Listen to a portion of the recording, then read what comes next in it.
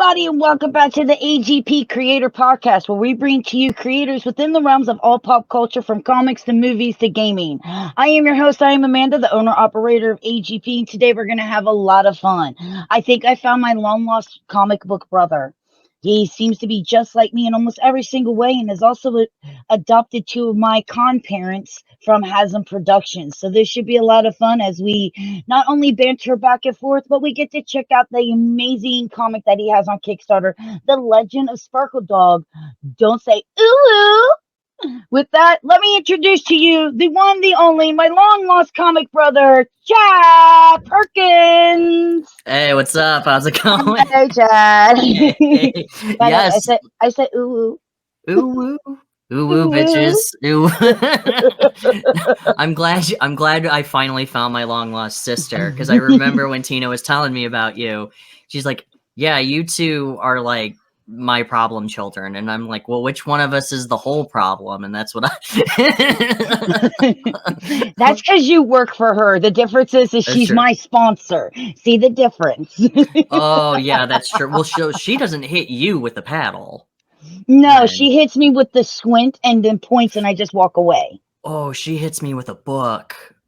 Yeah, I get hit with the squint. That's all I need to see. Oh, no, I'll be sitting there one day and a book just flies out of nowhere and just smacks me in the head, and I'm like, ow, what did I do? And she's like, nothing. I just wanted to beat you. That means I'm the good child. I guess so. That's okay. I like the abuse.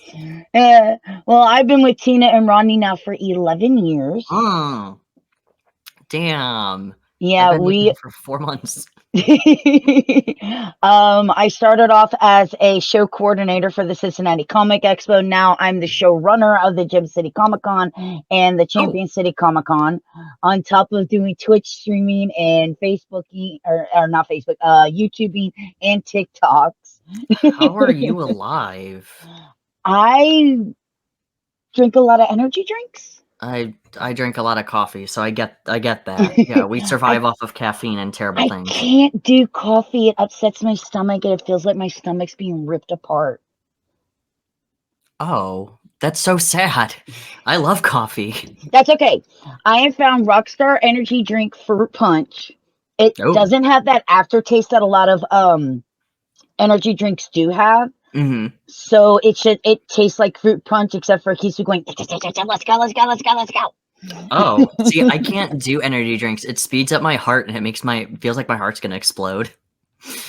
And I'm not that I mind if my heart explodes, because then I don't have to go to work tomorrow. But so it's fine. But my wife, well, no, she would be okay if my heart exploded. She'd just be like, look at all your graphic novels and stuff in the background. Thank you. There's another shelf, actually. Oh no, you can see it on camera. And then there's another shelf upstairs. Wait. I can prove her brother and sister. Hold on. Oh no. Oh, you have boobs. That's why. No. You have a plastic one and I have a felt one.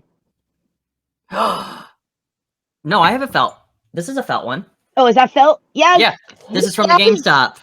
Yes. Yeah. All right. Wearing this throughout it. Yes. Yes. There we are. Yeah, I got this from the GameStop launch party. Oh my god, yes. Okay. Okay, I'm gonna have to screenshot this later, and then I'm gonna send it to Tina. Your loving children. Actually, yes, because Lanning and I, do you see the little cho up there from Q? Him and I bonded because I had one sitting on my shelf and he had one sitting on his. And like we're gonna be good friends, aren't we? I just happened to see, and I'm like, oh my gosh, it just looks a little plastic. Yours is much brighter. I keep my room very dark. Oh, okay, yeah. I have a stage or a light up going. I need to get one of those like circle light things, but I'm always so broke. So Five Below has circle lights now, and they work really well. Like, I know it's like, check it out. It's like, oh, that's really cheap. No, I promise you, some of the equipment that I have, I'm like, I need this. I go to Five Below and it works just fine. But I'm digging the room. Here, let me show you off mine. So there's Oh, do you like Star Wars? Oh, that is so cool. Now here's the little secret. Uh-huh. My entire house. That's what my entire Yep. house looks like. That's Hi, Cassie. Mine has thank you. It's a lovely hat. Yeah, my entire house as well is all decked out in nerd stuff. In fact, my wife and I have it split where this is my nerd stuff and this is her nerd stuff. That's so cute. Yeah, because she's a bigger gamer than me. So like she plays Elden Ring with my brother and Destiny and all kinds of games, and I'm the comic book nerd. So we have our own little sections. See, I'm kind of both. I am too. Like my Witcher, I'm doing my first playthrough of Witcher 3. Oh, nice. Yeah, that game is a masterpiece. It is a gorgeous game. I've played it. I haven't streamed it or recorded it yet, and I need to. But I keep getting drugged into my survival games like The Forest, The Sons of the Forest, 7 Days to Die, Ark Survival Evolved. And I get engulfed in those. Sons of the Forest looks awesome. I know it's one of those games where you have to dedicate time to. It's so good. I love the weird Cthulhian survivor demon thing. I also like the fact that you can. It takes what the first one did and just goes far beyond that. Far beyond. Well, I was watching a video where I guess you can just throw logs at the monsters and just annoy the crap out of them. And I'm like, so do you know what video I'm talking about? There's a lot of those out there. Even I did it. Because there were so many bugs when it first came out, because it's still in beta. And like, so you get this NPC, Kelvin. Yeah. And I was like, okay, Kelvin, go bring me some logs. And I started building my tree house. And he went over to the tree that my tree house was on and chopped down that tree. Yep. And all the logs fell on Kelvin. And then he picks up the log, brings it to me, and goes, yeah. And I'm like, no. Not Kelvin. Bro. No, my treehouse. No, and then like the monster like runs away after. Yeah, like so, because he kept getting annoyed, and I'm like, what is this game? My wife does all that. Like she plays Subnautica and a lot of those other survival games. They're great. Yeah, and I don't have time for those long format games. I'm like Doom 2016. Turn off your brain, blood and gore. Yeah, but see, this is how I make my money, so I'm okay with playing those games. Oh, of course. No, I'm not. Trust me, I am not knocking that. I would totally do that. I just make my money by working. George, you're a puppy. So this is Fizzgig, named from the little ball with a lot of teeth from the Dark Crystal movies. Oh, okay. He does look like a fuzzball with a lot of teeth. She is. She's evil. She looks submissive and nice because that's what she's with mommy. And in here on AGP, we have what are called channel points for people who follow. They can earn them, and one of the channel points is, I think it's 500 channel points. You can give the dog a treat. And that seems to be everybody's favorite thing to do. So every time I'm streaming, she wants everybody to know that she's here, so she gets her puppy treat if anybody ends up watching. Y'all spoil that dog, and I understand. I would too. My dog is now at the point, because on my stream we had, and we gotta bring it back, is we had snack bacon, and we my dog, we were just feeding my dog Bobo bacon all the time. Look what your Aunt Cassie did. Look what your Aunt Cassie did. Oh, look at you. See, my dog, he's sleeping on the couch over there. He's a tired puppy. She was asleep. She saw me get up. She saw me put on the headset, and she's like, it's go time. No, he's allowed over here too. I'm kind of shocked because usually he'll sit in the chair next to me.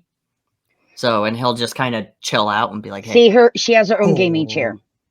Man, I need to get my own streaming chair for Bo. That'd be awesome. I'm gonna put it right here. He's like, okay, now I have ideas for being on this show. I do, yeah. I'm like, oh man. I've joked about setting up my dog's name is Bo, or just Bobo for short. And I've always been joking about setting up a Bobo cam where I'm just going, what does Bobo think? And then changing the camera over to him and he's like licking himself or something. Like, good opinion, Bobo. I agree. The question would, if I tried that question, what does Fizzy think? Fizzy would be like, redeem puppy treat. Yep. That's it. That's all she'd have. Mine would say, let me remind you about 5G. Because I do Bobo the conspiracy theory dog when my friends are over. I'm a freaking nerd when it comes to my dog. My dog's named after a 1980s movie character. My cat is Lieutenant Savick. Oh. From Star Trek. Oh, from Star named Trek. after Spock's mother. Your name's Amanda? Mm-hmm. Oh, nerd. My dad. I'm named after a douchebag. No, my dad literally wanted to name me James Tiberius Kirk Gilliam. That's a cool name. And then, ta-da, it's a girl. Fine, Amanda. And they went around, and my granny was finally, because my dad was like, she's not going to be named after anybody after the family. Everybody's always named after a member of the family. And my granny goes, well, what about the name Amanda? I've always found that to be a pretty name, and she'd be the first one. And my dad goes, yeah, that's Spock's mother's name. That's a great name. I love it. Thanks, Dad. So are you a Star Trek fan now, too? I am. Oh, good. And I even still go by the old classic, I'm a Trekkie, because that's what I grew up with, is being called Trekkies. And I am the embodiment of, you can like Star Wars and Star Trek. It's okay. No, it's not. Yes, it is. It's not. I can't do it. Yes, it is. It's not, yes, it's you lie. Can. Yes, you can. No, I am Spock's mother with an Imperial symbol on my arm. It is okay. Oh, man. All right. Well, if you say it's okay. All right. I will try to like Star Trek. I like Star Trek, one, because I've always enjoyed the message of seeing all these different races and cultures working together. Something that we as human beings need to work on on ourselves and our cultures. And I love watching some of the stuff that was considered sci-fi back in the day, like tricorders and things, and seeing them become things in today's future. Yeah, like wireless phones and everything. Yeah, like wireless communicators and really cool. There's a if you ever wanted to see something interesting with time changing, and it's actually completely irrelevant to Star Trek, but do you know the manga Detective Conan? Yes. So, okay, good. So, it's been going on since like the 70s or whatever. Yes. And watching it go from like no phones to smartphones, like now. I know. It's so great. It's so interesting because you're like, well, why don't they just text message them? And then you forget like they're in the 90s period. And I'm like, oh yeah, they didn't have that. And then later on, they're like, I'm going to pull out my smartphone. And it's like, it's cool. I love it. So it's, no, I do really enjoy seeing the timely stuff that happens. Star Trek for me, though, my mom was always like an Alien versus Predator and Star Wars type person. So that's the stuff that I was with. But I've always tried to get into Star Trek because I like Patrick Stewart. Like, I do like Picard, and I try to give the Picard show a try. But I'm like, can't. I'm just gonna stick back with my original series, The Next Generation, because look, that's what I've been told. Patrick Stewart, I love you, I do, but I'm sorry, I'm not really into the whole Picard television series. It's not doing it for me. What they just needed to do, from what I've gathered, or because I was watching a couple of the first season, is I'm like, why are you trying to make an action movie when just make it a political like just make it a see she's like, where's the treats? Where's the treats, you stupid human? Listen, she just had one. She doesn't need another. Doesn't matter. She needs more. Oh, you have My Little Pony stuff too. Oh, I'm a brony. I'm an anime buff. I'll talk about husbandos and my waifus all the time. Hell yeah, husbandos and waifus. I collect Pokemon. I play card games, dude. You name it, and I'm into it. I even used to be a DM in D&D. I so want to play Dungeons and Dragons again. It's so hard to get people together nowadays. It is, but it isn't. It's hard to get down their schedules, but it's easy to get people together because you have things like this nowadays. Yeah, it's just the syncing of schedules because everybody's always down to play, and especially me. But I had one DM tell me that I couldn't play anymore because all my characters were stupid and ridiculous. But I'm sorry, but I'd allow it. Yeah, well, thank you, because I made an orc, or was he an ogre? I think no, he was an orc, who he was his entire thing. He was a barbarian, and he fought with a wooden chair, and he used it as a bludgeoning weapon. But every time he would just do carpentry and metalwork as his skill sets, and he would always just put points into those, and then upgrade his chair as he leveled up, and eventually it became a steel folding chair. And then that's what he would use. And then later on, after the game ended, he opened up a chair emporium. So he made a bunch of money selling folding chairs. And they always kept saying that was stupid. And I'm like, why? I think it's funny. Right. I'm like, why? I think it's funny. Funny. Because he's like trying to make deals and he's a stupid orc. Like he's trying to make deals with people going, buy my chair with knives in it. No. Hey, your orc did better than my friend's orc that got beat up within the first 10 minutes of us playing by a bunch of leprechauns. That's actually really funny. I like that. That's hilarious. I had a doppelganger who had schizophrenia because he was a doppelganger, and he was a war mage, and he would cast spells randomly. So you would never know what spell he would get. Well, he actually ended up casting Meteor on a dark elf underground bunker and ended up destroying the entire campaign. But it wasn't even my fault because they put Meteor on my list of 1 through 20 or 1 through 40, and Meteor was number 40, and I rolled 2 20s.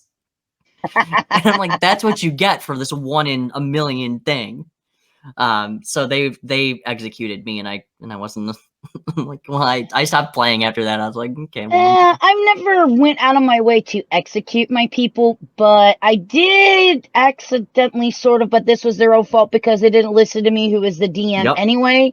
Yep. I did have a dragon bounce chicken wow them to death. Oh. Mm-hmm. All right then. I kind of want to play with you now on these. Hey, look, I warned him. I said, please don't use that spell. Please don't use that spell. I really don't want you to use that spell. Please don't use this, okay? Somebody please listen to me. Nobody listened to me.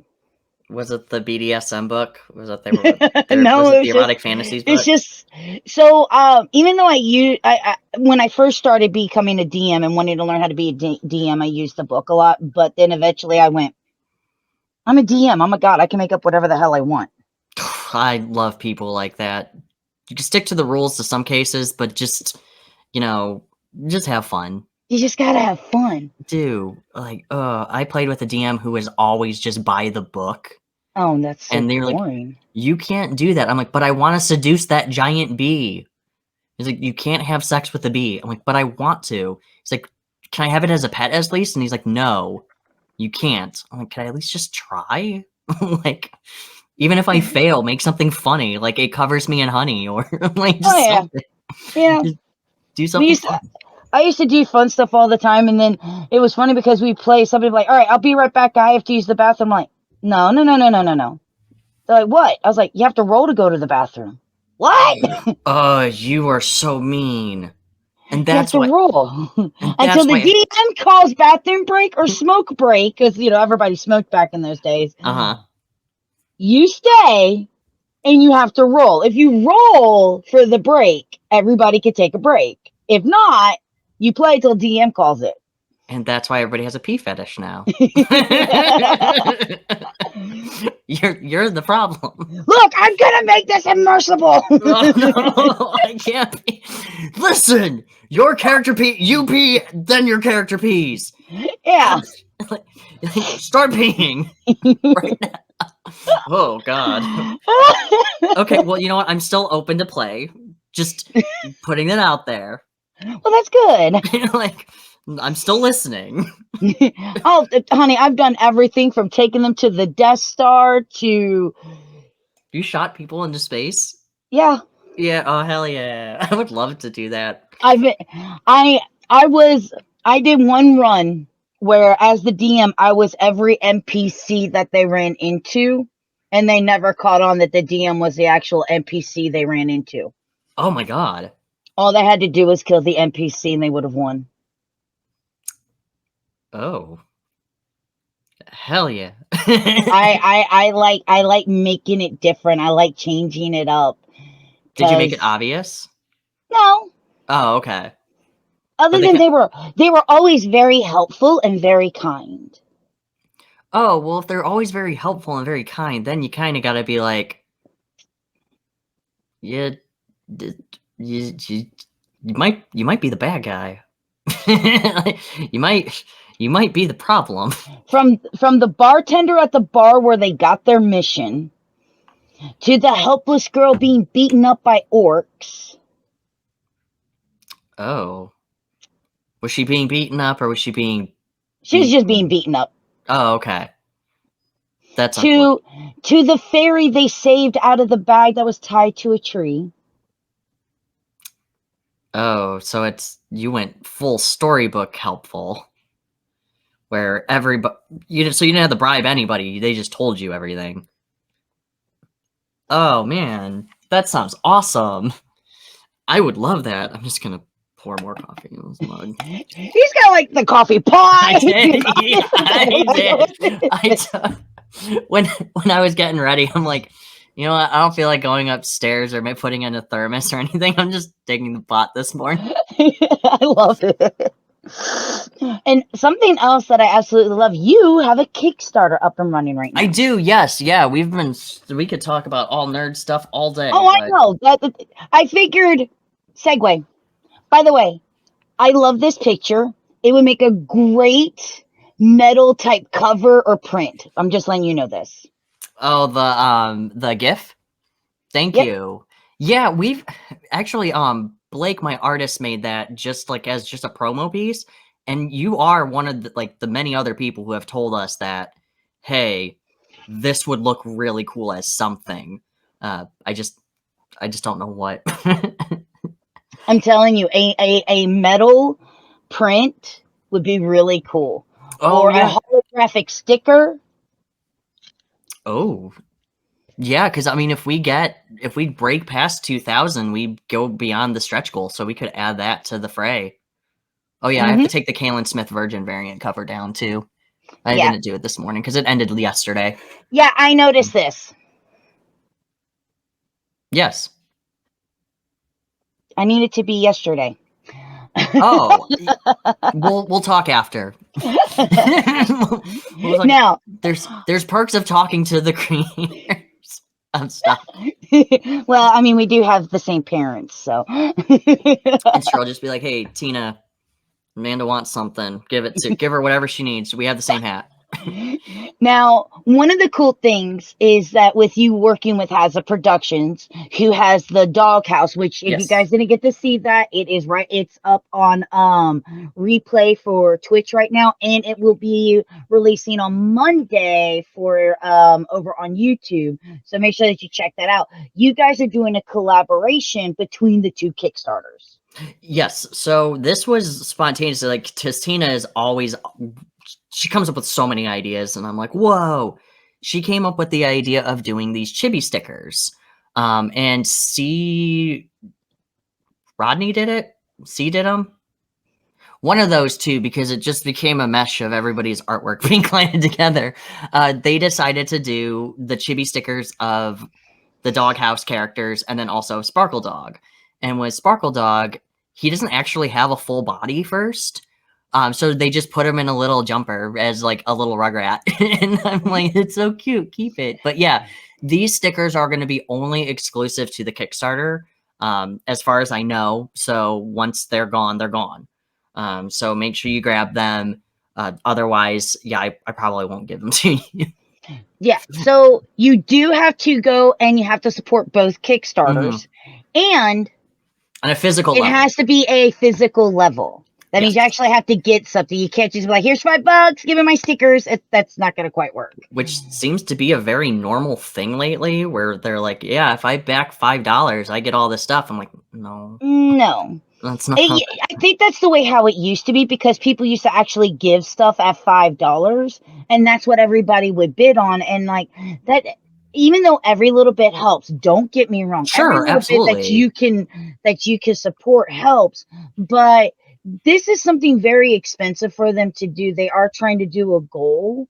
Yep. So if you want all of that free stuff, I understand why a lot of creators moved that stuff to a higher level tier pledge, because that's an awful lot of stuff that you're getting for free when you hit certain goals.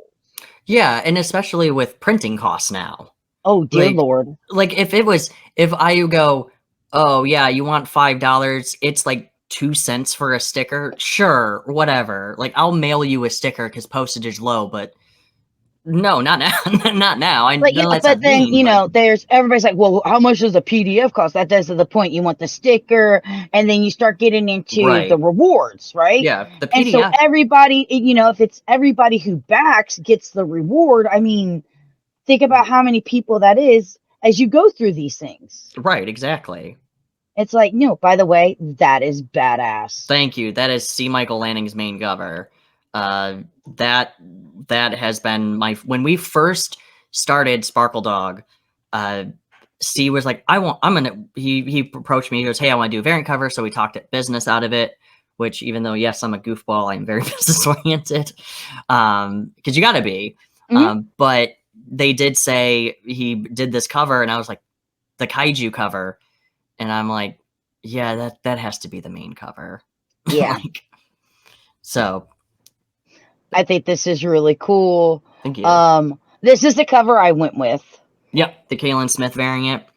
She is amazing. I love her because she's from Lansing. So she's not very far from me. And I've had the pleasure of meeting her on multiple occasions. And when I first go, we need to come up with variant covers. She was one of the first people that I contacted, along with Warren Brown as well, who did the Today's Furcast movie poster variant, because he has unselling artwork. And then obviously Blake's. So little backstory. So as you know, I was doing the thing with Tina and Ronnie, and this is how I got to be introduced to Sparkle Dog. I knew nothing of Sparkle Dog. All I knew of Sparkle Dog at the time was this sticker. And I'm like, first I called it a she because I didn't know it was a he, so my bad. It's more of a whatever you need it to be. Quinn is a gender fluid, but Sparkle Dog is just whatever gender it possesses. So, and I was like, what is this? Is this a story about Sally from The Nightmare Before Christmas, demented, stitched up dog? No, but that's a really good idea. No, it's not Frankenweenie. But doesn't she look like she would be Sally's little stitched up doll? It does, yeah. Now that you're saying that, yes, very much so. It's Frankenweenie. I love Frankenweenie. That's one of my favorite. I know people are like, oh, Nightmare Before Christmas. I'm like, look, Frankenweenie is a way better movie. You can fight me on that every day. Oh, I love Frank. I think I like them both exactly about even, just because I like both of the stories. Sure, I think because if I'm in for like the whole musical thing, I definitely want to do more Nightmare Before Christmas. Sure. If I'm in a mood to, I need to cuddle my dog and tell her how much I love her for evers and evers, it's definitely Frankenweenie. And how your dog is better than the people around you. Oh my god. Yeah. Definitely. But yeah, so it's Sparkle Dog follows. Do you want me to tell you the synopsis? Yeah, so now, since I said, what is this? I want you to tell everybody what Sparkle Dog really is. Oh, okay, cool. Because so I was picking up what you were putting down. Yes, you were. But Sparkle Dog follows the story of our gender fluid internet troll Quinn, who ends up just finding he starts off looking at furry corn. Sorry, we can't say the P word anymore. Furry corn. He was watching people yiffing. He was watching people yiffing. Yes, he was watching people yiffing and making fun of it. And he finds out that you can buy fursonas, which is a real thing in the furry community. So he or they, whichever day they want to be, buys a fursuit, and instead of checking at what they bought, this came in the mail, And it turns out that it might just be something he's not putting it on, it's putting you on. So it takes you on this multi-genre adventure that tells the story of Sparkle Dog. And what it fills you in on is everybody's like, is this a horror or sci-fi comic? It's whatever you want it to be, because every issue is written as a different genre. But Sparkle Dog informs Quinn that furries used to be, God, I'm gonna sound like a lunatic. Furries used to be the peacekeepers of the world and defend humans. They fought with them in wartime, the Victorian era. They solved the bubonic plague, all kinds of stuff. Well, something happened in 2015, and furries were locked away. And Sparkle Dog sends Quinn on a quest to collect 4 crystal paw pads to bring back furries and peace to the world. Possibly. So Quinn is going, the first issue is the introduction, which tells that full story with his Blake Matthias on the artwork with it. I love the fact that Sparkle Dog talks in colors. Yeah, so that was a disgusting thing that we can't. Yes, it talks in colors and emojis. So when it's doing those emojis, you can, like, Quinn hears it. Like, there's a scene, and I don't think that it's on the preview page, where he says it sounds like that there's candy being rubbed by corpses on his brain, because that's what it sounds like. And because it just sounds disgustingly sweet and scary. But when we came up with the idea of Sparkle Dog, I started writing it as like in furry speak, and then Blake started adding the emojis in the script. And he's like, we can take these out. I'm like, no. No. And then after that, we started deciding we wanted to do the rainbow text as well to make it even more cringy. And they talk like that the entire time. So it's not like it stops. It's awesome. Like, you could just hear, I adorbs. Ooh, ooh. Ooh, ooh. I adorbs. Am cutie. And I'm like, I was cringing when I was writing this. I was like, God, and I know I was tooting my own horn, but I'm like, I'm a much better writer than this. No, this is great. I like this. This is you. creepy on its own level. The next one issue, which I'm very excited about, is a point-and-click adventure that meets Little Nightmares meets the Muppets. Oh, God. Yeah, and it's Quinn going around asking people, because the book plays out very fast. So, like, the book is it's not rushed, it's just everything goes quickly for them. And, like, they meet a girl with a bike, and she goes, before you can borrow my bike, you have to spell the word. And Quinn's just like, and then it cuts to him, like, doing it. So it's just, and you see a big arrow that's in the sky and all kinds of crazy stuff. This book, it's weird. So I see this. Yeah, it's probably, Blake and I have called this the most experimental book we have on our dockets, because, like I said, each issue is written as a different genre, and it challenges our own, like, abilities of what we can and can't do. Because normally I do horror, but I'm like, well, I can't do a fantasy book, but I can with Sparkle Dog. Yes, like, let me see what I can do. Like, let me see if I can do a Muppet style book or a noir style book, which is the 3rd issue. So him and I, and it's good for him because he gets the practice in doing other genres as well. So that's what we decided to do. So when somebody goes, man, that was really strange, and there's a lot of genres, and it really does just tell the Legend of Sparkle Dog, I'm like, well, yeah, the title's literal. Like, it is just telling you the Legend of Sparkle Dog. So yeah, it's gonna be the weirdest. Tina and Rodney read all of the scripts. I think issue 4 I'm still almost done with, and they're like, Chad, what are you doing? I'm like, bruh, I don't know. I'm having fun. I love this story. So anyway, dude, you know what you need to do? This right here. You need to make that a license plate and put it on your car. Oh, I should do that, because it is on the shirt. I think it's one of the shirt tiers too. But wouldn't that make a killer license Yeah, plate? that would be. I made that just messing around too in Photoshop. Like, I didn't expect people to like it that much. Oh, I like it. Because, like, everything else that you have, and don't get me wrong, I like the vibrance of it. Thank you. But this has that, this lets you know this does have the darker undertone. Thank you. Yes, very much so. So the whole book is written in a very bright fashion, minus the first issue where it has that more unsettlingness to it. And that's what we kind of want to try to remind people with when they're like, this looks like fun. I had one guy I went on his show the other day, and they're like, what? His daughter was like, what's Sparkle Dog? And he's like, you can't read it. She's like, it looks so colorful. I'm like, yeah. But yeah. That's because even though adults want a minute, pretty colors attract adults too. Yeah, look at Happy Tree Friends. Yeah. Or like freaking, what's that one called? The not the Happy Fun Time show that was on HBO. It was the ADD one. It was about narcissism and nihilism. I can't remember. Yeah, there was that one, and Super Jail. Like, yeah. But we really wanted to take a Five Nights at Freddy's Invader Zim approach with this.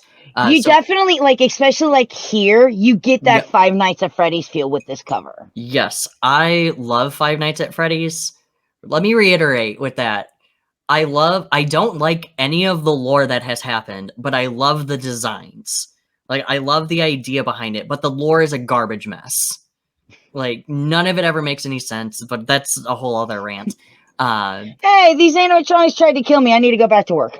Well, along with that too, the creator came right out, and every time when somebody comes up with new lore, like fan lore, he goes, "Yeah, that we're gonna go with that." So he just throws it in, and I'm like, even though I at least enjoyed, so like I could never play the original Five Nights at Freddy's because I'm not really good at the whole first-person shooter type thing. I'm not good at jump scares. I think. I'm fine with jump scares for the most part, but the last one where I actually got to play as a character. Security Breach? Yes. Yeah, Security Breach. I really enjoyed that. I enjoyed that so much. That was the game that I wanted. Like, I'm like, that is what I like. Because I can't sit still when it comes to games. Like, I have to move. Because otherwise it's like, jump scare. And I'm like, okay, well, I don't really want to go back and redo that now.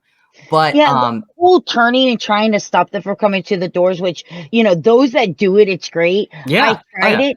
It just wasn't the type of game for me. Yep. No, but running from the creatures and trying to hide, that was like, and with the big giant DJ spot, the spider thing, and then it crawls along the wall, and then you have the one, what's the Glam Bonnie or Glam Chica, and she's like, Glam Foxy, where she's like, tell me I'm pretty. Why are you afraid of me? And she's like crying the entire time. Or the little creepy guy who would chase you in the fucking vent. No. Oh yeah, the little weird mind, the little symbol dude, monkey symbol dude. It's like,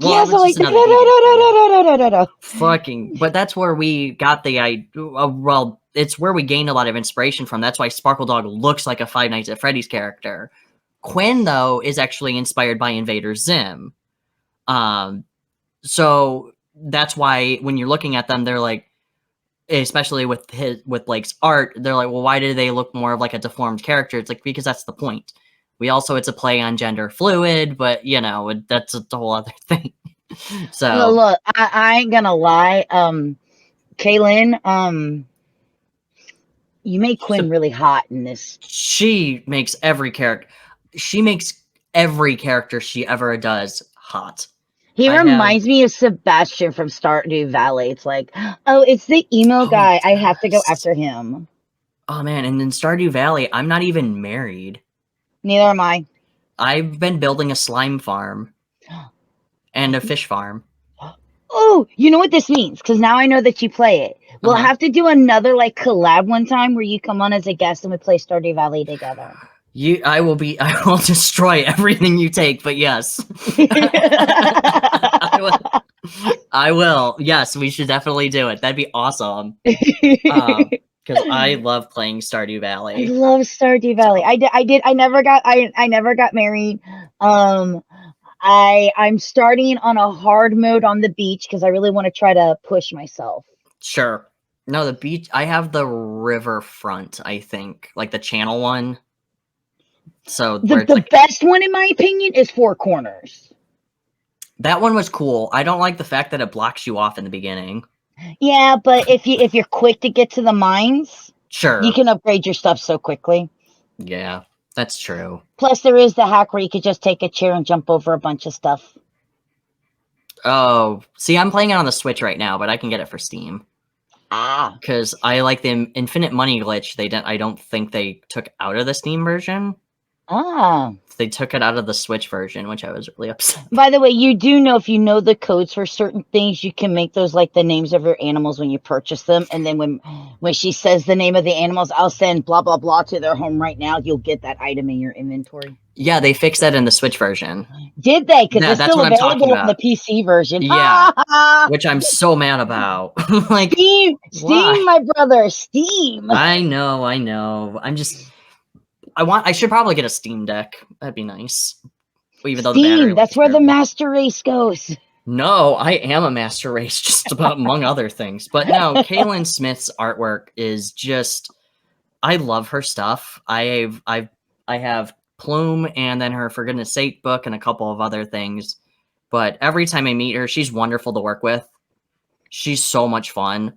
I gave her beer like multiple times throughout C2E2. Just I'd walk up and be like, "Here you go," and then I'd walk away, and she'd be like, "Stop!" I'm like, "No." That's funny. No, you're my buddy. I love it. But yeah, I love this whole thing.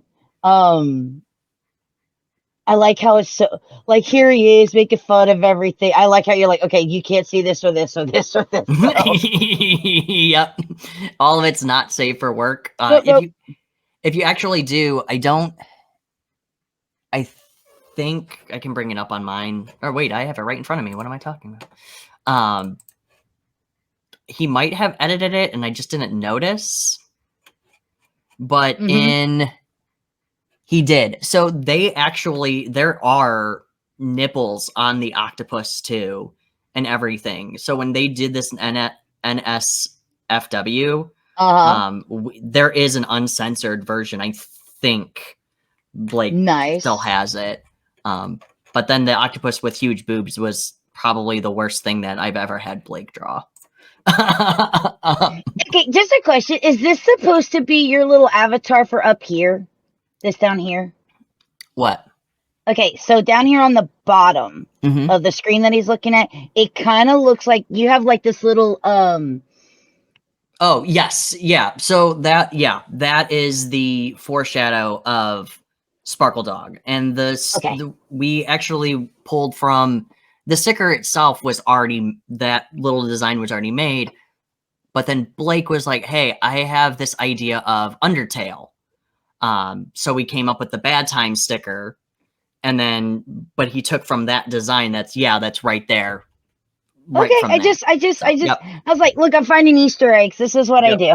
Yep. No, it's okay. It's good. We have actually, if you scroll up, there is another Easter egg that you might be able to see if you zoom in on the first page when they're talking. Actually, on that page, there is multiple Easter eggs in the first two panels.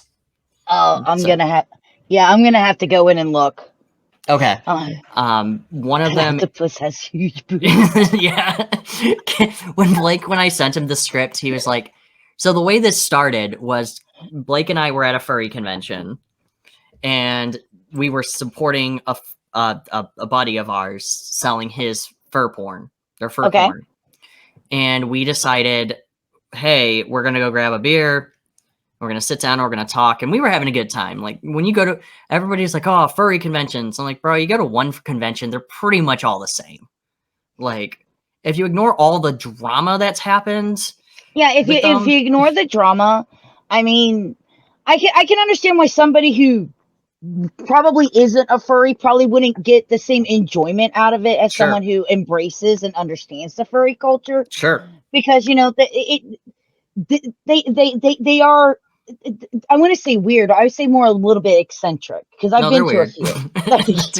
That's a good way I to mean, put it we're too. all weird, just in Yes. our own way. And Yep. yeah, even though a convention is a convention and they're all the same, it'd be like, you want to take somebody who doesn't like blood, gore, and horror to a horror convention. If you have somebody who's not open minded and understanding of furries, you want to take them to a furry convention.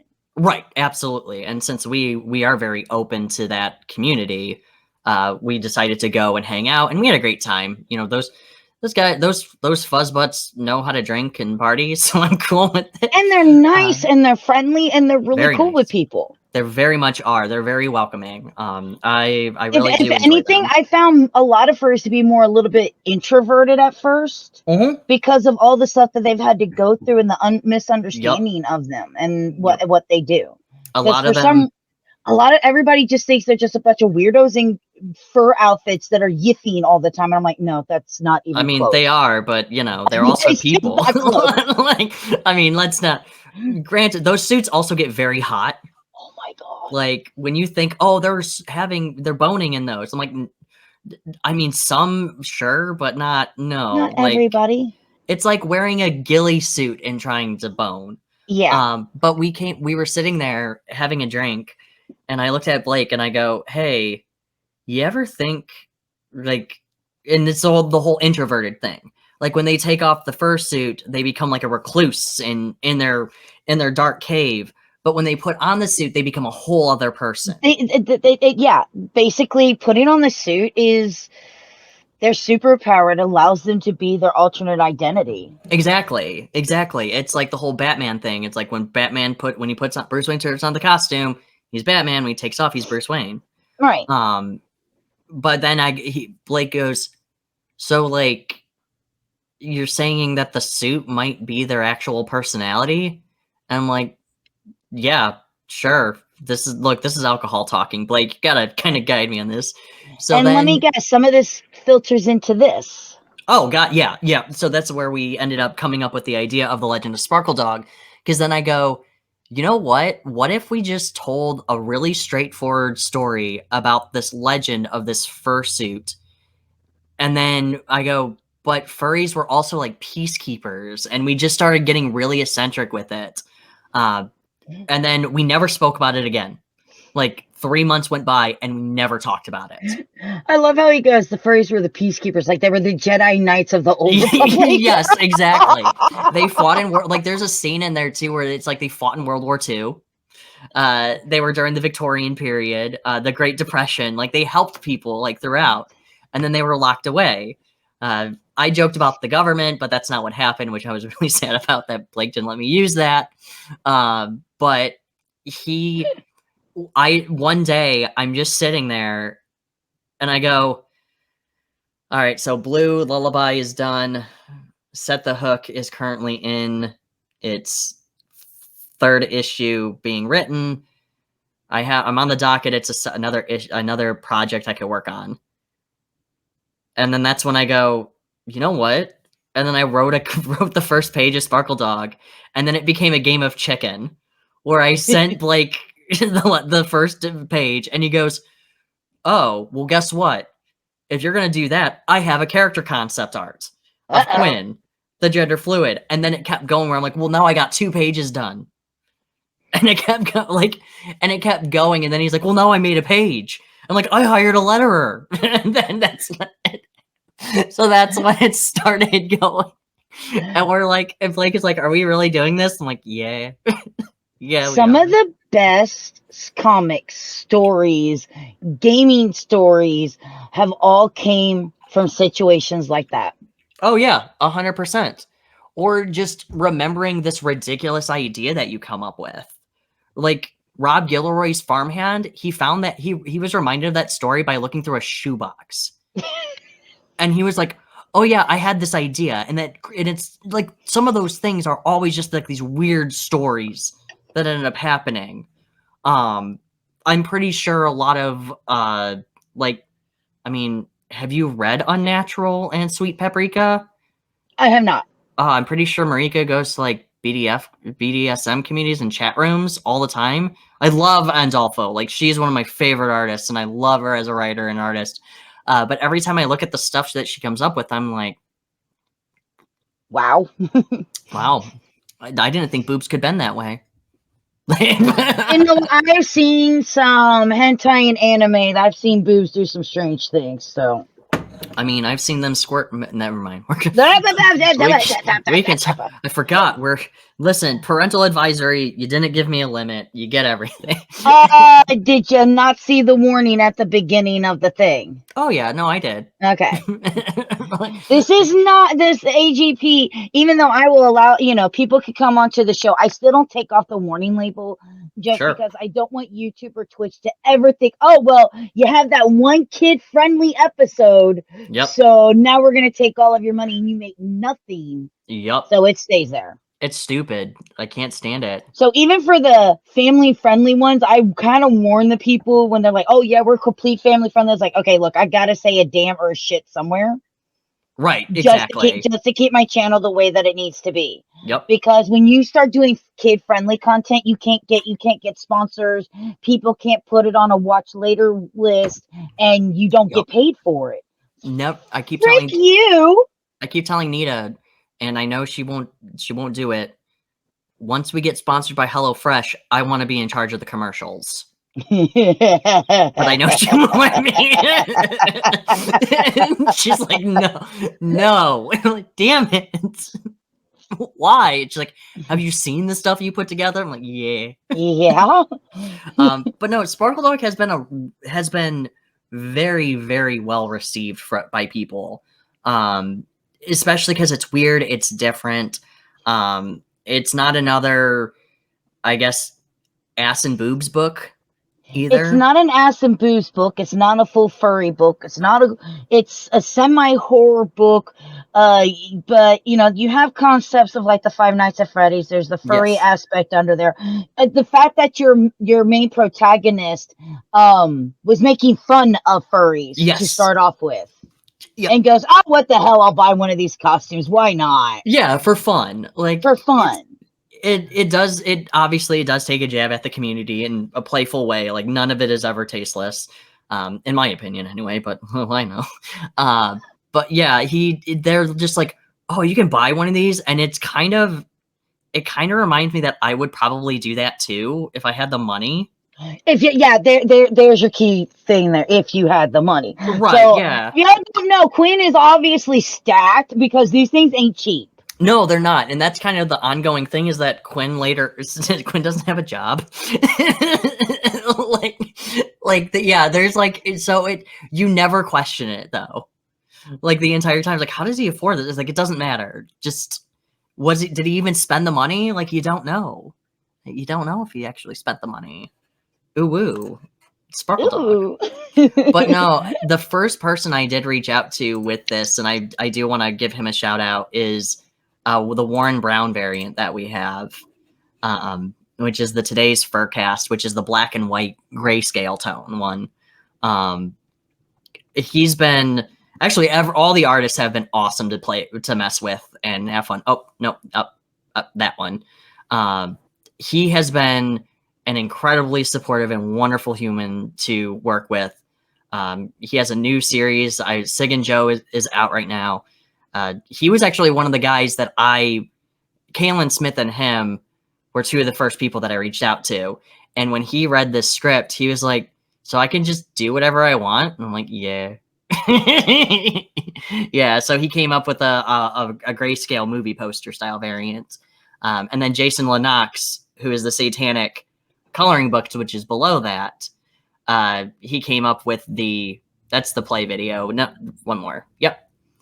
He came up with the coloring book page.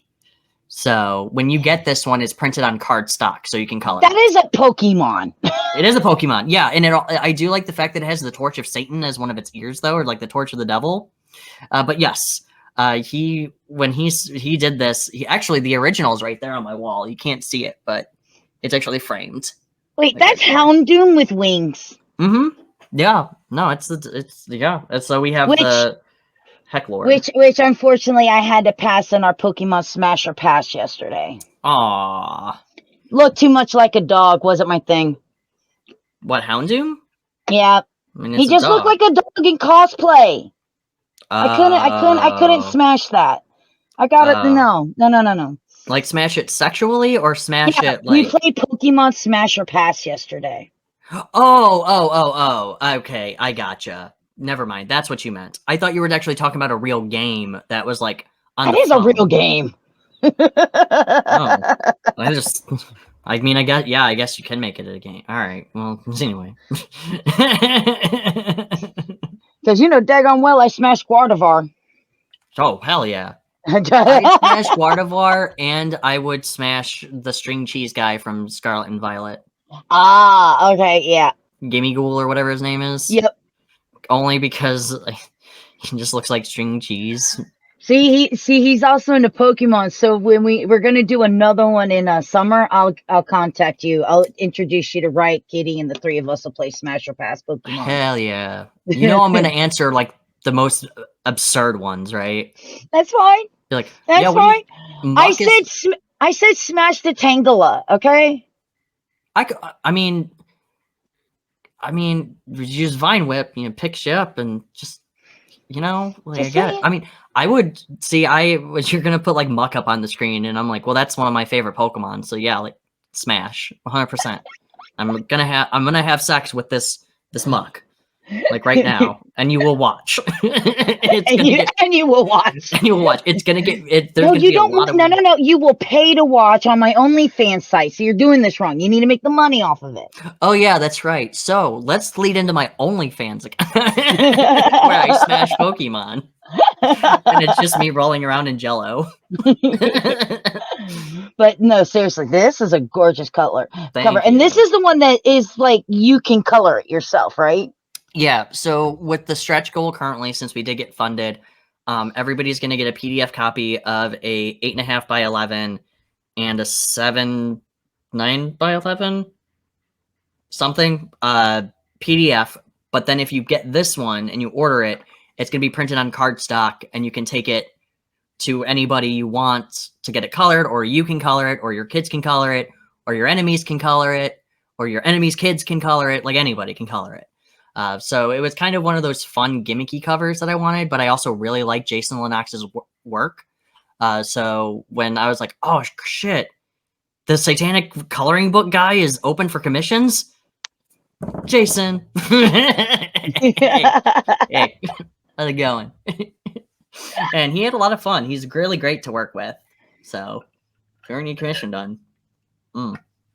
Yeah, I mean, we've actually what is it? I saw them. Where did you go? Come here. Come back to me. It's not letting me scroll down fast enough. Come here. Oh, there we go. There we go. The t-shirts. But wait, you're coming back on to talk about this one day. Oh, Blue? Yeah. Yeah, absolutely. It's out. So, I know. Yep, you could do the add-on. You get a trade paperback. Ooh. So, yeah. So these are your stretch goals. So yeah, 8x5, 8.5 by 11, and 11 by 17. 11 by 17. Yep. So originally we were We got this. Yes, we got that. We got the. Oh no, that's that candy stuff you were talking about. Yeah, the candy gore, which doesn't go away at all. In fact, teaser, one of my next projects might involve it. But we do have the exclusive candy gore digital wallpaper. It is for the phone, so I just realized that it doesn't say for phone. I mean, I can also make it as a computer one too. It'd take me like 2 seconds, but that is when Blake and I were looking at what types of gore there were in the world. And then we just learned like a couple months ago, candy gore. And I'm like, Blake, and he's like, damn it. So, then we have the Hey Friend, malfunction prototype sticker, which this is the first design of Sparkle Dog. Yeah. So when we first did that, this was the first concept art that when we were playing chicken with it, and I decided to throw it in as a sticker. And this one is only going to be available for the Kickstarter. So, I mean, if we don't get funded, then I might release it for a limited time. But once it's unlocked and people get it, it's done. Like, no more.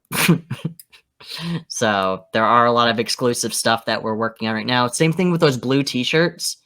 Those blue t-shirts are only going to be available, or at least a couple of the designs will only be available during the Kickstarter. I just haven't decided on 400 more bucks.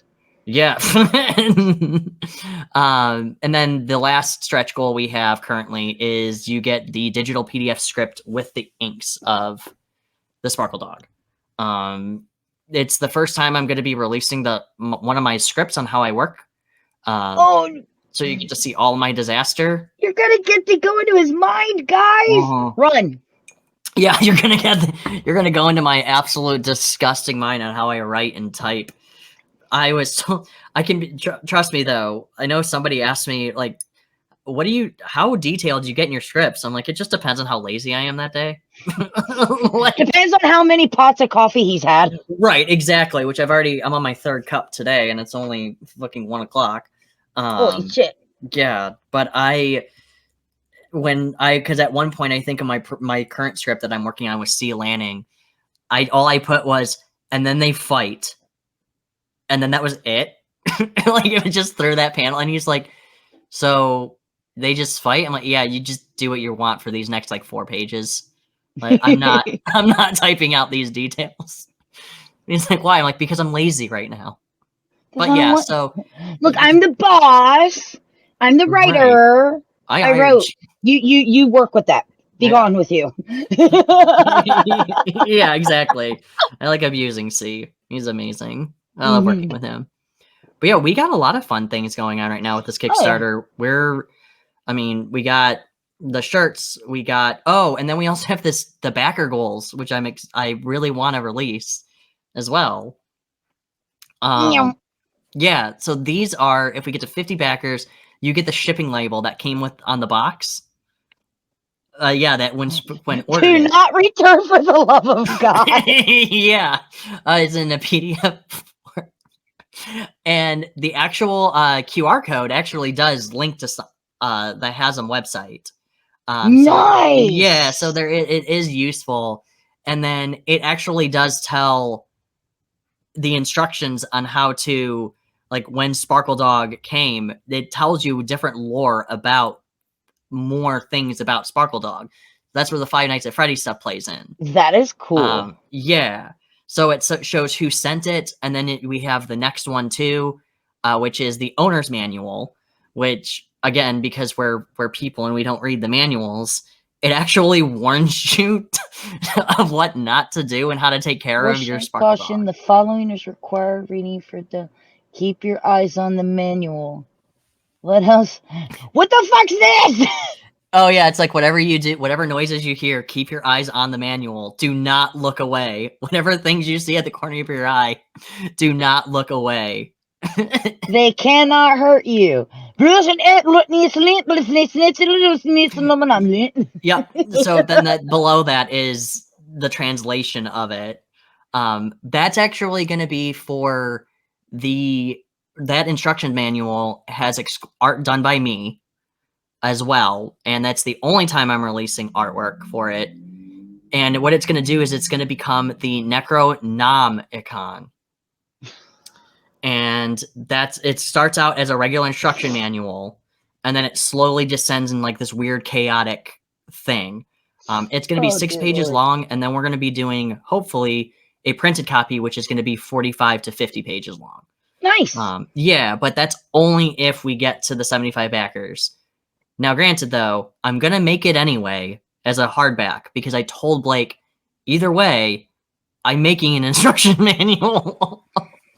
And then we have the glossary terms on how to communicate with Sparkle Dog as well, which has been a lot of fun. And my browser told me I need help.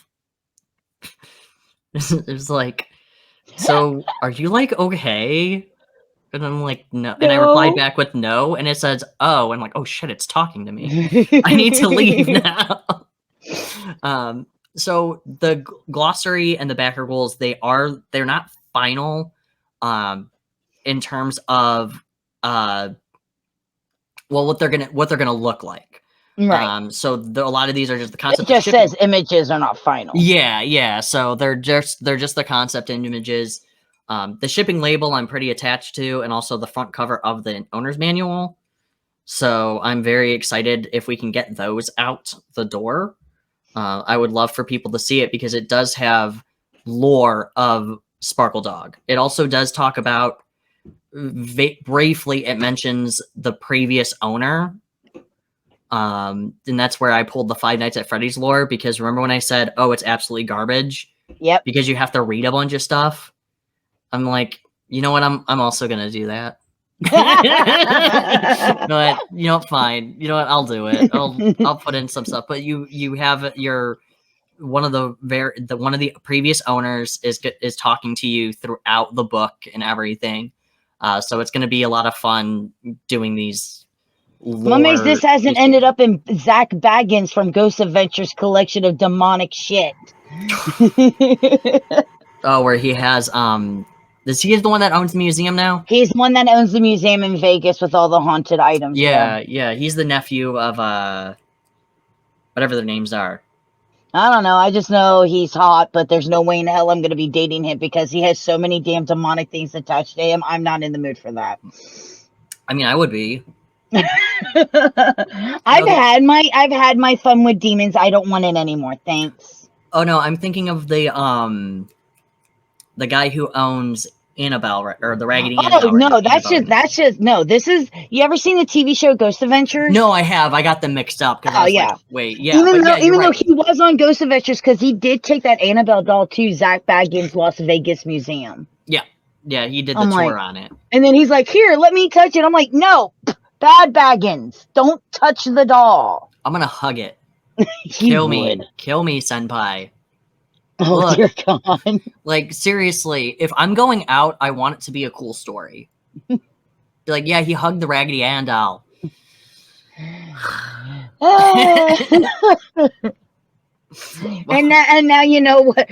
Now we know why Sparkle Dog looks the way she does. No, right? Exactly. Well, we wanted to. Yes.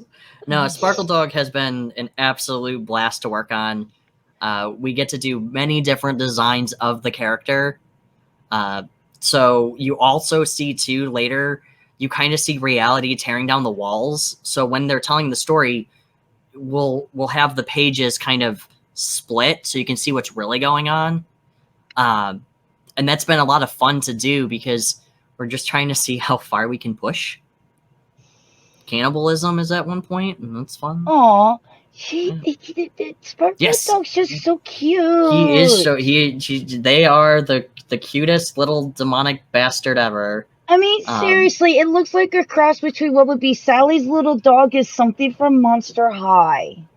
You know, that would be a really good art piece. I mean, with the little chibi look, it looks like it belongs in Monster High, but the way that it's stitched and with the color work, it looks like it's Sally's little werewolf pup. That'd be cute. Like, have a Monster High character, or like a I don't know, Quinn in a Monster High like fashion, having Sparkle Dog laying on his lap. I just love the fact that my bro totally knows Monster High. I do know Monster High. That was a weird Brat. That was the Bratz. Because I hated Bratz, but I loved Monster High. It was so cute.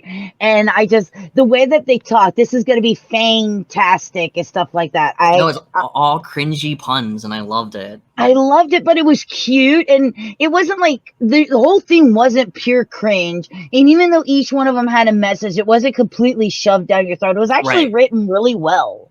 Yeah, it was kind of like My Little Pony Friendship is Magic. Everybody's like, "Oh, how can you watch that?" It's a really great written cartoon. I only watched it, I haven't actually sat down and watched it, but I like a lot of the character designs of Monster High. So I'll always see the dolls, and I'm like, man, if I wasn't, I would totally buy that if it wouldn't be creepy. Why would it be creepy? Because I'm a 32-year-old man with a Monster High doll in my basement. So I'm a 44-year-old woman, and I've got Monster High dolls and My Little Pony stuffed animals that I sleep with. You know what? I'm gonna go buy. You know what? That makes sense now. It's only weird if the people are like, if people don't understand it. But dude, Right? No, that's a good who idea. cares?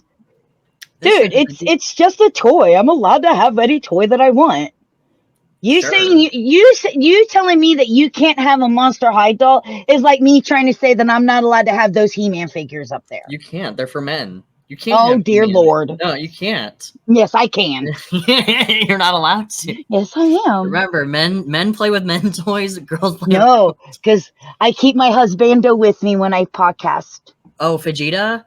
That's my husbando. He's my favorite. I love him. I have a Majin Vegeta statue upstairs. Nice. And I have quite a few Vegeta things. He's the angry best dad, and I love him. Yeah, on my desk we have Rainbow Dash. Oh. We have Vulpix. Aww. We have Vegeta in his Majin Buu days. I love the Majin Buu design. It's my favorite. And Carmen Sandiego. Oh, even better. I have on my desk right now MODOK. Nice. I don't really have anything because this is a table. By the way, do you watch Sword Art Online? I have. I've watched up to Kirito. Kirito? No. No. It's his girlfriend in his outfit. Oh, okay. I watched up to season 3. What was the one with the guns? Gun Gale or something like that. Yeah, and then I learned that this is just the same thing and nobody learns. Yeah, no one learns. But the first 2 seasons, the elf one. Okay, the first season is great. The whole elf one and one of them being his sister and the whole creepy guy. That was weird. Yeah, that one was really weird. But I didn't hate it. Oh, I didn't hate it. I thought there's just cringe. There's just some cringy moments where you're like, ew. Yeah. I can't watch. I did, but I tried to get through and I dropped it. Was ReZero. Mm-hmm. That one was really good up until like he's one of my favorite protagonists in any anime because he doesn't get any better. He just does he just tries a little bit harder, but he never goes from that step where you have grown. like the dude has terrible luck, and I'm just like, I love watching this guy suffer. Rem and Android 18 are 2 of my waifus. Like, I love Rem and Rom, and I love Android 18. That woman can step on me, and I'd be cool with it. That's my lady D from Village. From Village. Oh yeah, Lady Demetrescu. Demetrescu. Mommy. Her name is Mommy. Her name is Lady Mommy, please. Okay, that's her name. I call her Damascus Steel the whole time. I'm like, Lady Damascus Steel. Sure, whatever. I love Resident Evil 8 was great. I'll be honest though. After when I was like, wait, that's it. That's it. She's gone. She can't be gone. And they keep asking if I wanted to sell her crystal body. I'm like, no, I have to keep it. So I didn't sell any of the stuff that I got from them. Oh, I got rid of her daughters. I didn't care about them. I just wanted to keep her. Ah, I love the daughters. One of the girls died during the making of that. I did not know that. Yep, one of the vampire girl in the one that everybody wanted to masturbate to. She died. Oh, that's sad. Yeah, I forgot. I think it was like a cancer or something that killed her. But she died 4 months before that game was released. Wow. Yeah, it was really sad. I'm like, what the damn, girl. And then that was huge. When that game came out, you nailed it as a character. That whole game has great acting in it. Oh, it really is. And it is a great game. Don't get me wrong. It's just my entire experience for it was I'm going up against Big Giant Vampire Lady. Big Giant Vampire Booby Lady, who probably smells like a 1,000,000-year-old I don't care. That scene where she comes busted through the door and starts slamming me on the ground. I'm like, yes, yes. And she's Fuck like, me up, senpai. She's like, I will fight you and I will break you. And I'm like, please. Yep, that was the first thing that I did too when I was supposed to hide from her. I just ran up to her. Everybody did. Yeah. Everybody did. Yeah, we're like right It's there, like, clear cleavage shirt. I'm like, yep. I can see why they were like, okay, she can only be in 1/4 of this game, or else no one's ever gonna finish the game. No, everything would be really sticky. No one's ever gonna finish the game. Everybody's just gonna stay at the castle. Yep. And they're gonna forget about poor little Rose. I was really bummed that you couldn't go back and visit the castle. Yeah. Again. The castle, I mean, don't get me wrong. Each set has great designs. And like the dollhouse and the creepy baby. And that was one of the scariest things I've ever played in a game. Yeah. And I mean, I tried sitting through Amnesia as well, and that game scared me. But let's face it, most of us went into Village going, it's her. That's all we have to worry about is her. Yep. So that scene where she does her final, and you're like, oh. No. This is too short. This can't be the end. Right. And like, even I was like, okay, well, maybe she'll come back. Maybe. I was hoping that because the daughters didn't die. Did the daughters die? I couldn't. Yeah, you killed all. Yeah, you did kill all three. The ending of Resident Evil 8 though, I thought was really funny. Mm-hmm. Like it was just when you really got down to it, it was just a huge waste of time. Yeah. And every time when I explain that to somebody who's like, it's a really good game, I'm like, yeah, but when you really think about it, did you understand that you sort of wasted your time? And they're like, oh my God. I'm like, yeah. Not the first fourth of it, I didn't. I was chasing Booby Lady. Right, no, and that was totally worth it. And I liked the doll character too. I loved her. But when you got to the ending, you're like, oh, I don't want to spoil the ending because I know there's people out there who haven't played it, but it's oh, okay. Yeah, I was like, sure. Oh. But I love it. Can I go back to the castle now and see if mommy's there?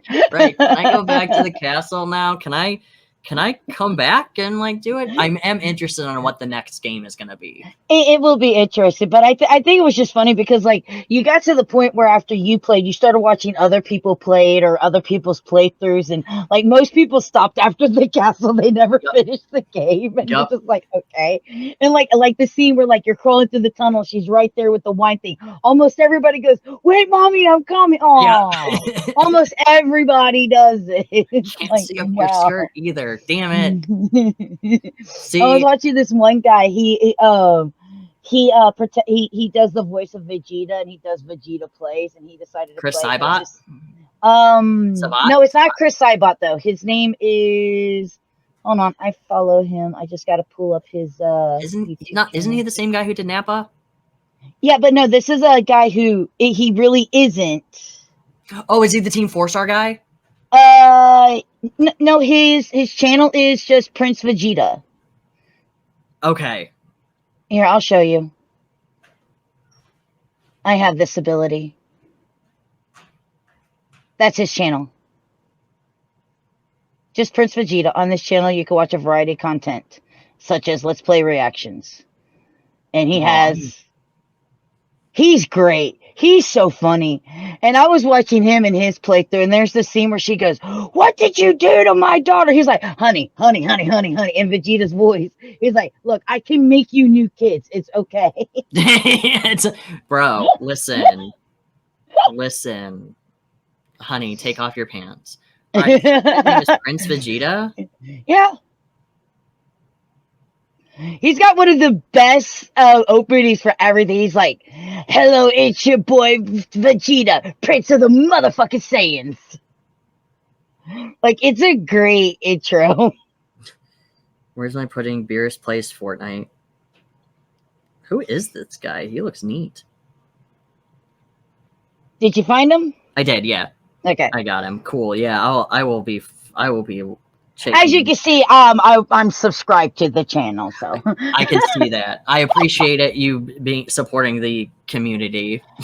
So Look, if I like somebody, just because I'm a YouTuber or a Twitch streamer doesn't mean that I can't like other content creators, like their stuff, subscribe to their channels, absolutely. and like their videos and stuff to help support them as well.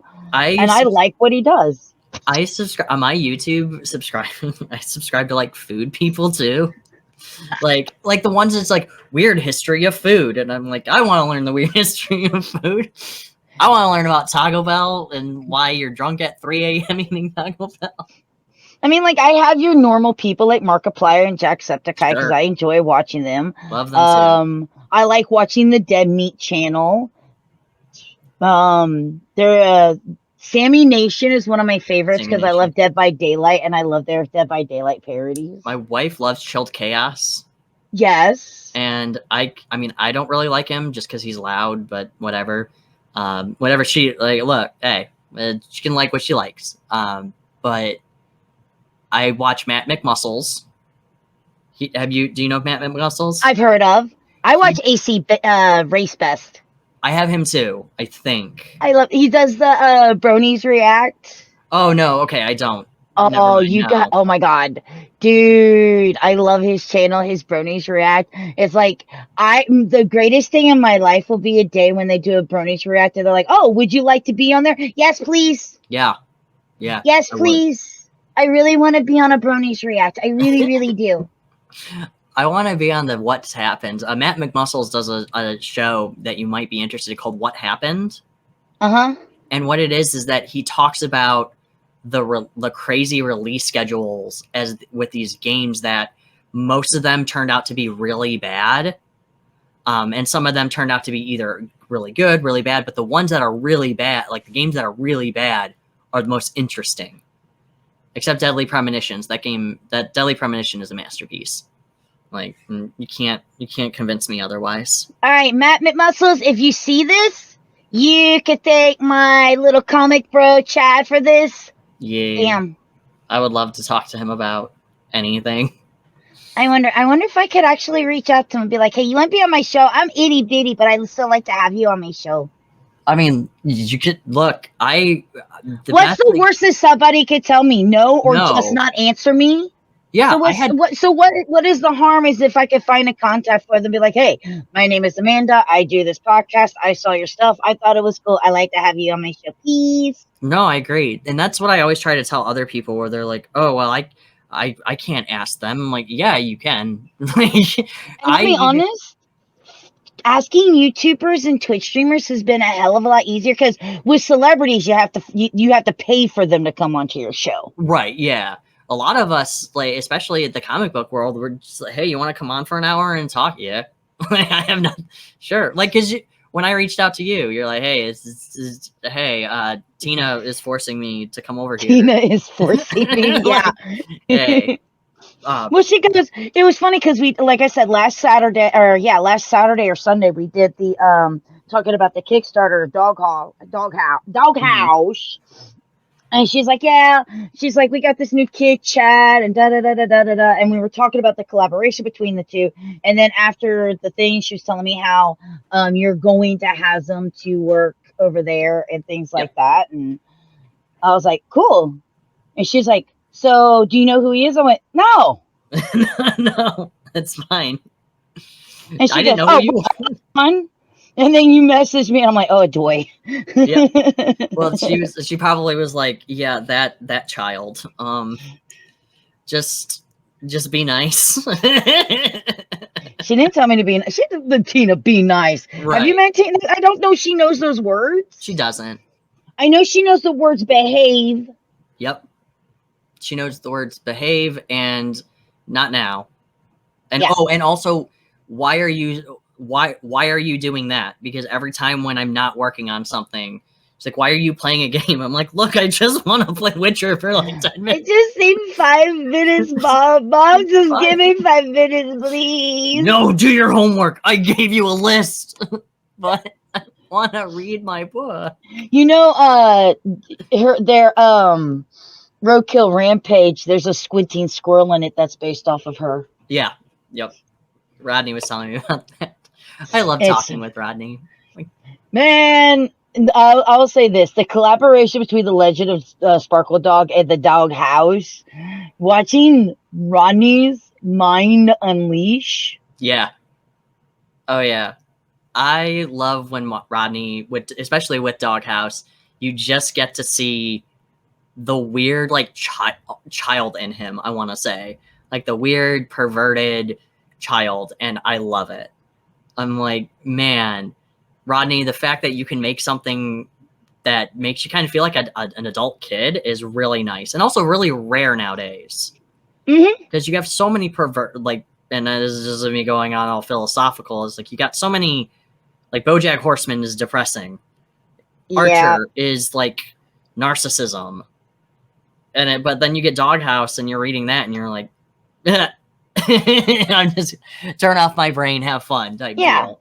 So, and we need that every now and again. And I think that people are going to get this from this Kickstarter as well. Yes. It's going to allow people to just kind of kick back, relax, and enjoy and have some fun. Yes, absolutely.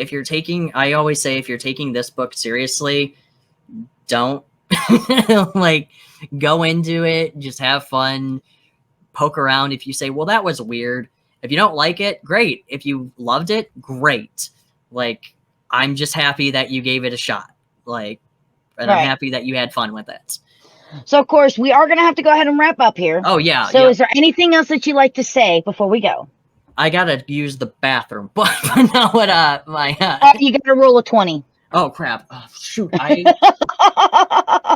don't have You don't have your dice available? I don't, but I do have. I have an Onslaught figure. Maybe I can. Okay. I'll let it go. I'll let it go because you have Onslaught on the desk. Yeah. So, because he's cool. So, but shame on you. See, I always keep my dice at. I should. That's a good idea. For my show, I should be like, no, roll a 20. Oh, it's cool. I got a classic Ninja Turtles. I made it. You made that? Oh, yeah. Oh, I make dice bags, dice trays, purses, our little things that we call throw-me's. They're little pillows for $5 a piece. Throw them instead of your controller. Oh, that's a good idea. I like that a lot. Watch, I'll throw it at the screen. Ow. I don't care. It blew up. But no, but I just wanted to say, thanks everybody for your support. It's been really awesome to see our little, what started as a joke and a game of chicken, just become a pretty successful. I mean, we funded in under 3 hours, if I remember. Nice. Yeah. So when I also saw that it made it to Reddit. It did make it to Reddit. Yes. Yeah, it did make it to Reddit. I do have to update the link to it, I believe. But yes, it did make it to Reddit. And by the way, if you want, I don't have that many people. I only have like 5 people who follow my Reddit page. But if you want to go to my Reddit page, the AGP one, the Amanda Gilliam Presents, you could put the links and stuff in there too if you want. Sure, absolutely. Look, all the support helps. Even the littlest thing makes a difference when it comes to creating comics and promoting. Also, it takes 2 seconds to like and share. With you being a guest on the show, you're allowed to promote what we've already discussed on the show. Oh, good. I'm glad. I also, if you do, every Monday, me and one of my friends, my co-host, Sabrina, do a podcast called Shots with Comics, where we get drunk and we talk about different comics that we're reading. This month's theme, even though we are a little bit behind, but whatever, we're doing the Obscure Month. And tomorrow we're doing the Amalgam comics, which I know people are like, oh, well, I know about the Amalgam comics. But yeah, but there were like 24 of those. Like, it's not just Dark Claw. Like, there was an entire run of it. Where do you do the show? Oh, yeah. So it's on the Indie Comics Network. It used to be on After Dark, but because Nita and them said, hey, you can behave, which we're not going to, brought us back over to the main channel at 8:30 p.m. Eastern Standard Time on Mondays. And we get together, we drink. We are not for your faint of heart because I do not have a filter. Sabrina smacks me very frequently. Is it like on your website or is it on YouTube or Twitch? It's on YouTube. So it's going to be on the ICN network, the Indie Comics Network, where it's the same channel that Thursday Night Throwdowns is on as well. So any of that stuff you can find there. Do this one? Mm-hmm. Yep. Subscribe. Cool. Yay. But yeah, so we're on there every Monday. Join us tomorrow. We're going to be talking about one of my favorite Amalgam comics, which is just a character screams at people for 24 pages. And it's amazing. But we do this every Monday. It's a lot of fun. There's all kinds of stuff on the Indie Comics Network. So we do a lot. But thanks, everybody. My next comic... Oh, yeah, that's right. We're also doing... Me and C. Michael Lanning are doing a show called Build a Comics Workshop, which what we're doing is we're doing from start to finish, writing the script, doing the pages, all the way to funding. And it's going to be a whole series that we're doing every Tuesday, starting in April. Nice. So, yeah, it's also the time where you get to see me sober. Because usually streaming, I'm drinking. But I'm like... That sounds... You sober? Yeah, I know. That's my problem. I'm sober right... I mean, I'm wired on coffee right now. Because there's no alcohol. Because I don't... never mind. That's my personal life. But anyway. No, but thanks everybody so much. You can check out all my stuff on Markosia through Blu Lullabies on Markosia right now. I got 2 books going on currently, both with C. Michael Lanning.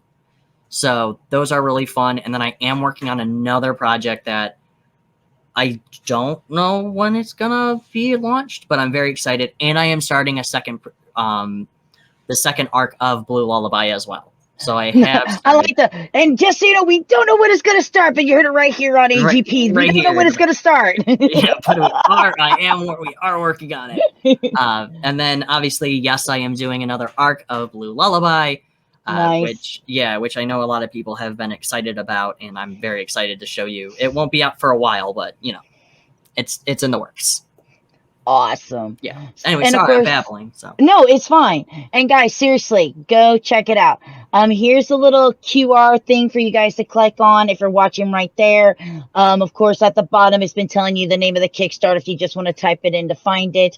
Remember, we do understand that not everybody can pledge. So, of course, just tweeting it, Facebooking it, Instagramming it, sharing it to your friends is going to be very helpful.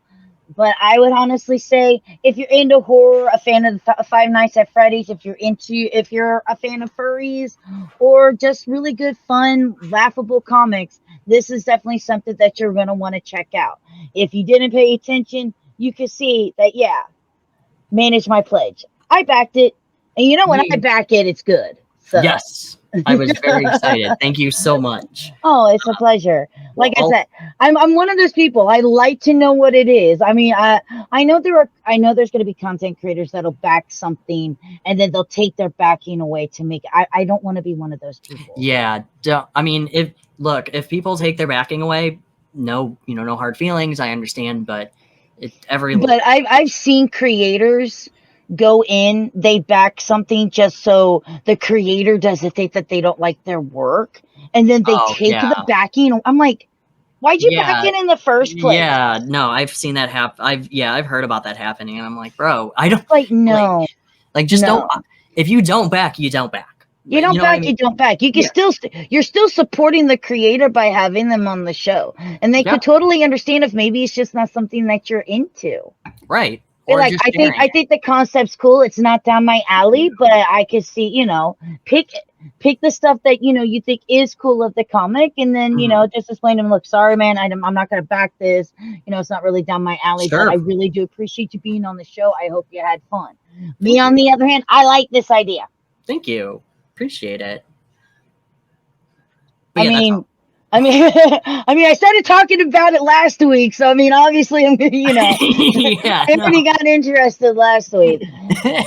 So, I absolutely adore the concept. I like the bright, vibrant colors, but the dark undertone underneath it. As a video game fanatic, seeing the Five Nights at Freddy's thing going on there, I love the fact that you didn't just you're not focusing on the fact that your main character is gender fluid. No. He, she, they, them. They're just a character, and it's more about the story. Yes. Yep. We do flip between like the gender thing as we go, but that's because we did just want to put Quinn in multiple stuff. But yeah, Right. we don't like that's not the primary focus. It's just telling the story. Right. And I appreciate that, because I'll be honest, as a person who wants to learn about a comic and wants to give a comic a chance, you're going to instantly turn me away if your whole promoting of the comic is, well, they're gay, well, they're gender fluid, well, they're asexual. Okay, but who are We can they? talk about that later. But no, I do agree. I am right there with you. If it's a one-note promotion, you probably got a problem. Yeah. So I think this comic is great, and congratulations on getting back. I really do hope that we get the next 400, because I really want that next unlockable. Yep. And when it I hope so give too. me, give it to me. Thank you. And of course, as always, guys, check out Chad. You can check Chad Perkins out over on Facebook. Are you anywhere else? I'm on Twitter at Casual Nerd Chad. My primary though is the Facebook, is where you can add me, and I'm pretty good at accepting people. So you can kind of watch all my stuff. Dude, you're followed by Zombie with the Shotgun and Don Wynn? Yeah. Those are my bros. I'm also followed by Alex Ross too. I don't know why. Nice. Kyle from Zombie with the Shotgun. Mm-hmm. He's been on the show. Oh, he's a great guy. I love him. He's a great guy. See, we know the same people. Yeah. But I actually have to run real quick. I know, and I'm gonna go ahead and go, guys. Don't forget, if you need more AGP, we're on Facebook, Instagram, Twitter, TikTok, Reddit, and of course YouTube. And of course, thank you, Chad, so much for joining us. Of course, I greatly appreciate it. And to all of you out there, check out The Legend of Sparkle Dog. Don't say ooh. Ooh. Bye. Bye.